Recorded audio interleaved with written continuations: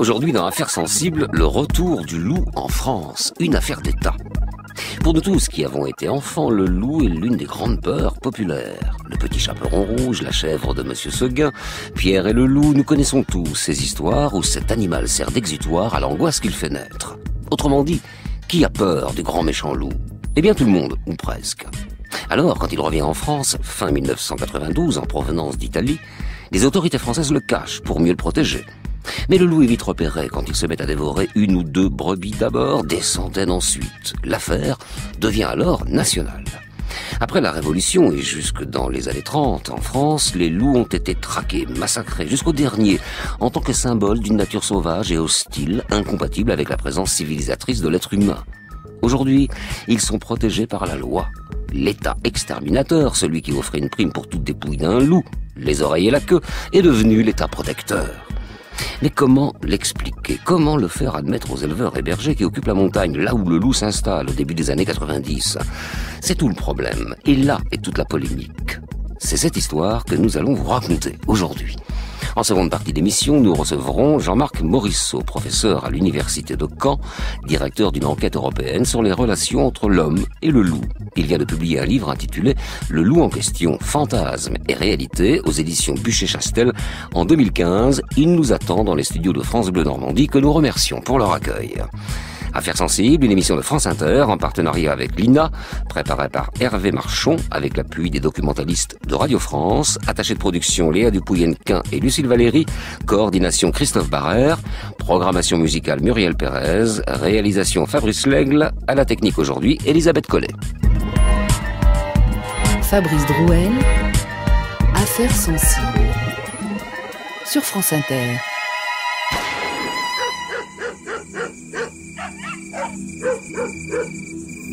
Novembre 1992. Un coup de feu claque dans la nuit.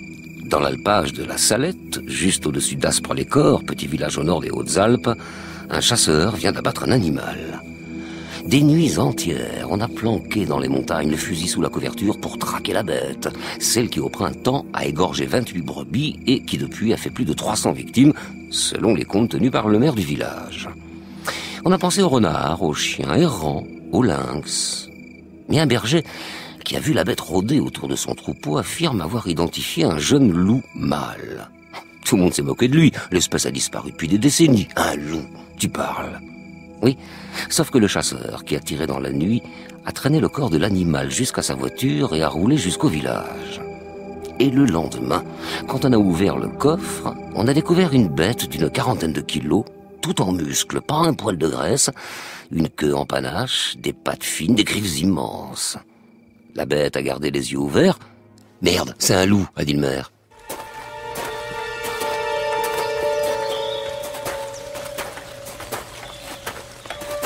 « 7h30 du matin, entre chien et loup. Nous sommes dans les Alpes, plus au sud, au cœur du parc du Mercantour. Le temps est beau, le paysage est automnal, mélèze, ocre dans les vallées, neige en altitude. Il fait froid. Un homme, jumelles vissées sur les yeux, observe des chamois et des mouflons sur la crête rocheuse de Colombron. Il s'appelle Patrick Orméa. Il est le garde du parc national du Mercantour. Il compte les bêtes. Pourquoi les compte-t-il? Pourquoi ce travail de bénédictin? Eh bien parce que depuis un an, on observe une étonnante mortalité des mouflons. Certes, le printemps a été mauvais, mais tout de même, on n'a retrouvé aucun cadavre de jeune animal. La veille, le directeur adjoint du parc national du Mercantour a tenu une réunion pas loin d'ici avec les bergers et les éleveurs du secteur. Tout le monde n'a parlé que du loup. Le nom de l'animal est sur toutes les lèvres, dans tous les esprits. Un garde du parc a relevé une trace dans le vallon de Margès, au sud de Molière. À l'été, 2 bergers qui étaient sur les pâturages, sur le mont Giraud, ont vu, eux, 3 bêtes, genre berger allemand, gris. Leur troupeau avait été dérangé. Alors ils ont pensé que c'était des chiens. Et Patrick Orméa se souvient avoir approché une varde de mouflons, pas loin, au printemps dernier. Un grand mâle était affalé. Il lui a touché la corne en se disant qu'il allait mal. L'animal s'était relevé et il était parti. Aucune blessure, non, il était épuisé, il avait dû courir toute la nuit. Soudain, les pensées de Patrick Orméa sont interrompues, car il voit dans ses jumelles un chien assis, un drôle de chien. Il raconte.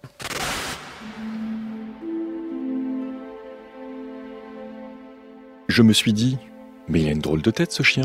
Des couleurs bizarres. Juste au même moment, la harde de mouflon qui était en dessous s'éparpille totalement. Arrive le deuxième animal. Je le vois très bien se déplacer. À ce moment-là, j'ai repris la longue vue avec un grossissement de 25. J'ai commencé à les détailler. Le deuxième trottait. Il est venu rejoindre son copain sur la ligne de crête. Le premier était assis, les oreilles tiplou bien sur le côté. Je l'avais de face. Et le deuxième, je l'ai vu de profil, la queue bien pendante, très gris. Leur dos allait du gris foncé à plus clair. Pas de noir, pas de bande noire. Très grand chien, haut sur pattes, le corps plutôt svelte, assez allongé, queue basse, la tête en dessous du niveau des épaules. À un moment donné, j'avais bien sa tête de profil. Alors là est apparu le décalage entre le museau très fin et la tête, le corps et le cou massifs. Ils sont restés assis quelques instants sur la crête. Ça a duré 4 minutes. Ils ne bougeaient pas la tête comme les chiens. Parfois ils tournaient la tête, mais c'était très doucement. Je me suis dit, oulala, des loups.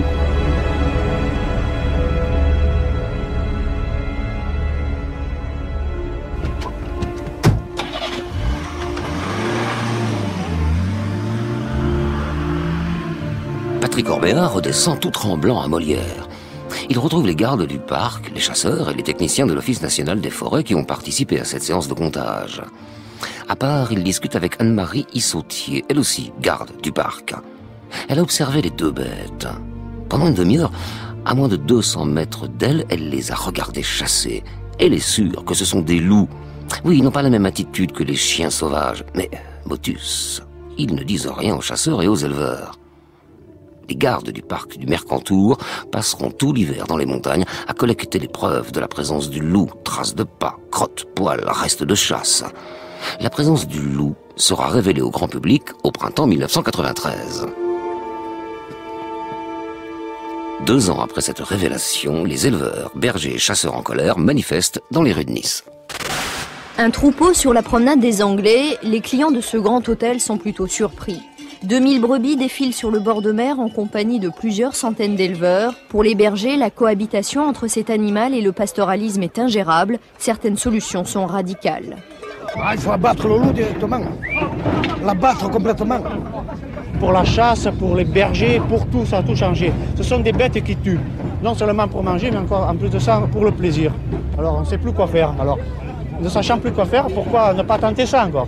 Trop, c'est trop. Il arrive un moment où n'importe comment, si la régulation, on n'est pas capable de la faire, si les pouvoirs politiques ne sont pas capables de faire la régulation, nous, de toute façon, les professionnels, on s'en occupera, de toute façon, parce que c'est profondément anormal.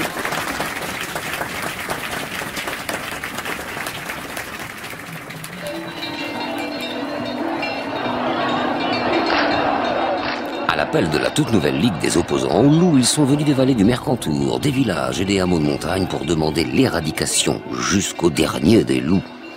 Depuis que la presse a révélé la présence de la bête en France, rien ne va plus entre écologistes et éleveurs. De 2, le nombre des loups serait passé à une 12aine. Les attaques de troupeaux ont commencé. Quelques dizaines de moutons mangeaient, selon les uns, plusieurs centaines égorgés, selon les autres. Les éleveurs voudraient pouvoir défendre leurs troupeaux à coups de fusil, mais le loup est désormais une espèce protégée. Le président de la Ligue des opposants, interrogé par France Inter en juin 1995, dit son incompréhension.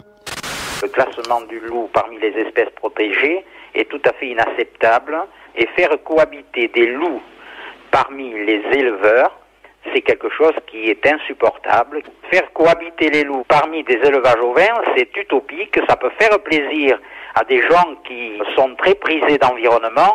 Nous, l'environnement, on le maintient, et on sait que pour le maintenir, il nous en coûte beaucoup, et on demande de toute urgence aux pouvoirs publics et aux élus de prendre les dispositions qu'ils imposent pour capturer les animaux présents dans le département, avant que leur développement extrêmement rapide sur cette dernière année ne rende cette tâche impossible.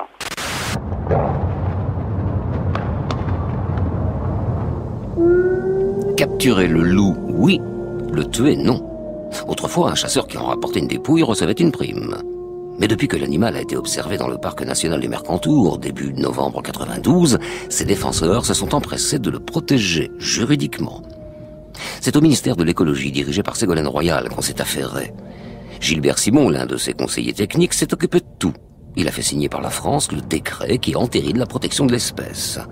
Le 22 juillet 1993, le loup est classé comme espèce protégée dans le droit français, mais sans aucun débat public. Un an après, en juillet 1994, la France adopte la directive européenne Habitat Faune-Flore.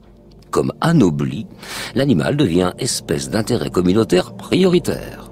Désormais, celui qui en tue un encourt 1 an d'emprisonnement et 18 000 € d'amende. Le chasseur de loups n'est plus un héros, mais un délinquant. Si les anciens s'en sont débarrassés, c'était bien pour quelque chose. C'est pas pour rien. Donc on va pas être plus con que les autres, on va s'en débarrasser. Si nos vieux voyaient ça, mais ils les fusilleraient tous. Ils passeraient tous aux armes, comme là-bas, hein, qui tuent toute la racaille, parce qu'il faut bien dire, c'est de la racaille. Les gens qui protègent le loup, c'est de la racaille. Voilà. Et puis je me cacherai pas pour tuer un loup, ça c'est sûr. On ne s'aurait jamais imaginé qu'un jour on avait à avoir affaire au loup. Jamais, jamais, jamais. Ça, on m'aurait dit, tu paries qu'un jour j'aurais parié n'importe quoi, j'aurais mis ma main à couper. Qu'un jour on allait avoir affaire au loup, je pense pas que ça faisait partie du bon sens du monde, ça, quoi. Je dis, attends, tu dis n'importe quoi, là. C'est comme si demain, on te dirait qu'on va élever le sida ou le cancer. On va le garder parce qu'il est nécessaire en France. C'est pareil, ça. Hein. Moi, j'ai un gamin qui me dit, le loup, tu sais, papa, le loup, il faut le sagater. Il a 5 ans. Hein. Chaque fois qu'on voit quelqu'un qui parle du loup, il me dit, il faut le sagater, le loup.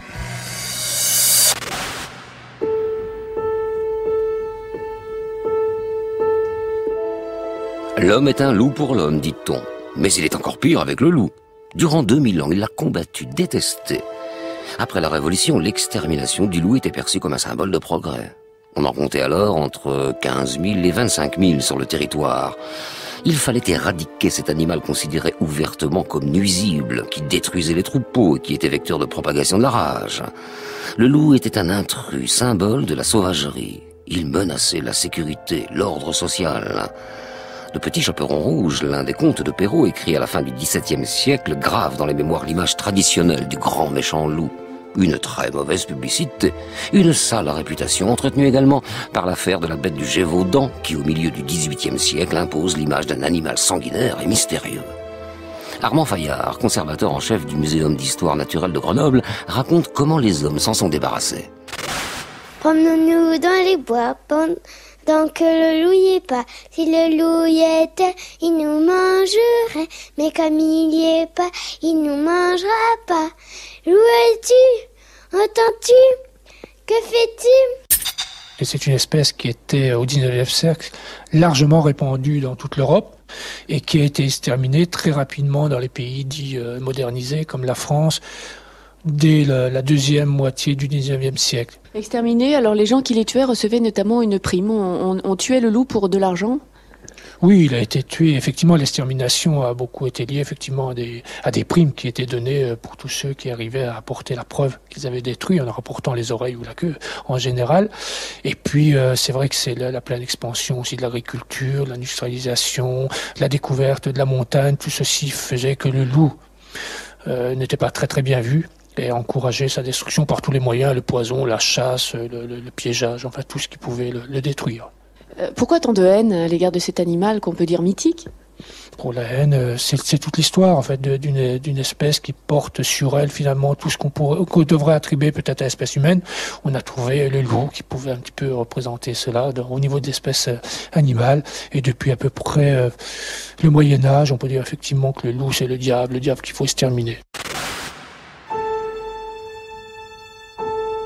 Sous la Troisième République, l'État met les bouchées doubles pour éradiquer l'espèce.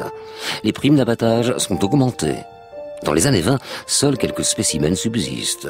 Le dernier aurait été tué en 1937 dans le Limousin. Et puis un autre s'y abattu près de Grenoble en 1954. Donc c'était pas le dernier. Mystère, il s'agissait sans doute d'un loup d'élevage échappé de son enclos.